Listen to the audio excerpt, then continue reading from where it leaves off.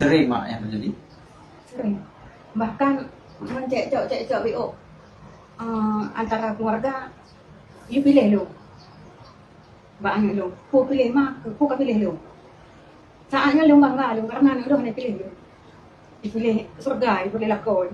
Maka dia lu kecewa. Memang lu kok kecewa.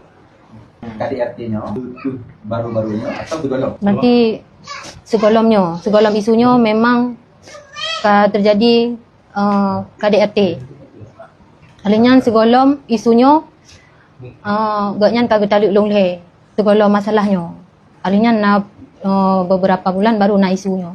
Apa bukti man ke tadi ni? Nah, kebetulan. Nah, yang dari Gampong. Yang surat dari Rung Tuha Gampong.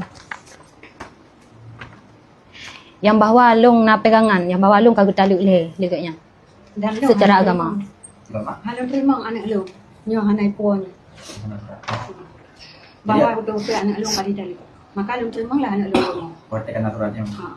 Apa harapan mak sebagai ringsi ya? Ya, kiban pun yang terjadi dan halnya fitnah ataupun hinaan ke anak lu, walaupun kelung tidak terima sebab dia orang cik ni. Aku sedih bagi kamu.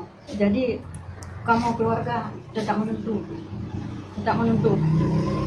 Secara hukum. secara hukum.